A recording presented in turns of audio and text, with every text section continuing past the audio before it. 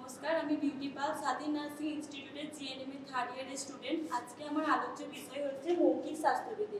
এই মৌখিক স্বাস্থ্যবিধি আমাদের প্রতিদিন নিয়মিত মেনে চলতে হবে। যদি এই মৌখিক স্বাস্থ্যবিধি আমরা মেনে না চলি, তাহলে আমাদের জীবনে কী কী সমস্যা হতে পারে এবং কীভাবে তা আমরা সমাধান বা প্রতিকার করব, সেটিই হচ্ছে আমার আজকে আলোচ্য বিষয়। ঠিক যেরকমভাবে আমাদের জীবনে দৈনন্দিন জীবনে স্নান করা জরুরি, ঠিক সেরকমভাবে আমাদের মৌখিক স্বাস্থ্যবিধিটাও মেনে চলা জরুরি।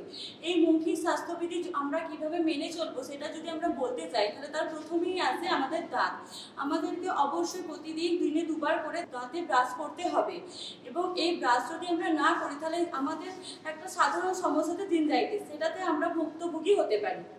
আমরা প্রথমেই বললাম যে যদি আমরা মৌখিক স্বাস্থ্যবিধি মেনে চলতে হয়, তাহলে প্রথমেই আসছে দাঁত। এই দাঁতকে আমাদেরকে প্রতিদিন দিনে দুবার করে ব্রাশ করতে হবে।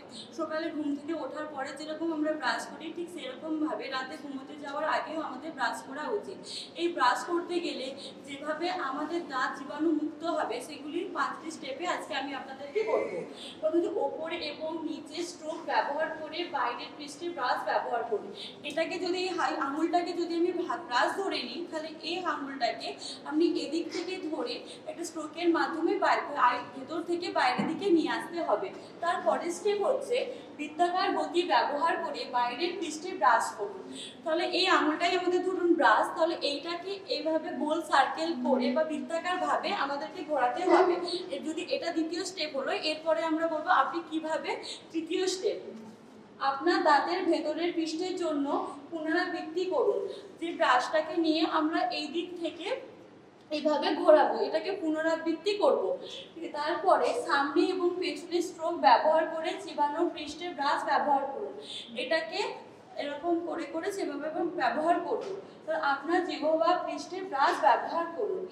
এই জিভটার উপরে ব্রাশটাকে নিয়ে আমরা এভাবে ব্যবহার করব।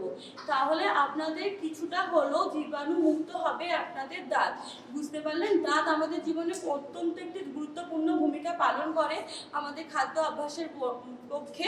তাই দাঁতকে সুরক্ষিত রাখা আমাদের জন্য অত্যন্ত জরুরি। শুধুমাত্র দাঁতকে সুস্থ রাখলেই তো হবে না, বা দাঁত পরিষ্কার করলেও হবে না।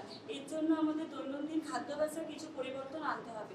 যেরকম হচ্ছে উচিত আমাদের সবুজ শাকসবজি বেশি পরিমাণে খেতে হবে, যেরকম বেগুন, তরমুজ, আঙ্গুর, কলা, সবুজ শাকসবজি এবং ফলমূল খেয়ে আমাদেরকে সুস্থ থাকতে হবে।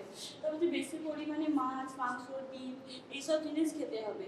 তারপরে মিল্ক, কেক এসব খেলে আপনাদের দাঁতটি সুস্থ হবে। এইগুলি খেয়ে ধরুন আপনি সুস্থ হলেন। এবার কিছু কিছু খাবার আছে যেগুলি আমাদের দাঁতের জন্য ক্ষতিকর, সেরকম হচ্ছে চকলেট বা চকলেট। ধরুন আমরা প্রায় দিন বা বাচ্চারা বেশিরভাগ টাইমই দেখি চকলেট খেয়ে থাকে। এই চকলেট খেলে দাঁতে কিন্তু ক্ষতি হবে। তারপর হচ্ছে স্প্রাইট, চিপস। এখন তো আমাদের দৈনন্দিন জীবনেই প্লাস চিপস, স্প্রাইট এটা আমরা প্রত্যেকেই খাই, কিন্তু এই খাবারটি আমাদের দাঁতের জন্য একদম সুরক্ষিত নয়। এছাড়া রয়েছে ওয়াইন। এখন তো বেশিরভাগ পার্টিতেই ওয়াইন চলে। তো যদি আমরা বেশিরভাগ টাইম ওয়াইন খাই তাহলে বা মদ্যপান করি, তাহলে কিন্তু আমাদের দাঁতের জন্য ক্ষতিকর হতে পারে। শুধুমাত্র দাঁতে ক্ষতি হবে এমনটা না। যদি আমরা আমাদের মুখ পরিষ্কার না রাখি, তাহলে এখনকার দিনে প্রায় ঘটনায় ঘটতে থাকে ওরাল ক্যান্সার, যেটা আমাদেরকে বলি মুখ ক্যান্সার, সেটাও ঘটতে পারে। আজকে আমার আলোচ্য বিষয় ছিল মৌখিক স্বাস্থ্যবিধি। আমার এই কথাবার্তার মাধ্যমে আপনারা নিশ্চয়ই কোনো না কোনোভাবে উপকৃত হয়েছেন।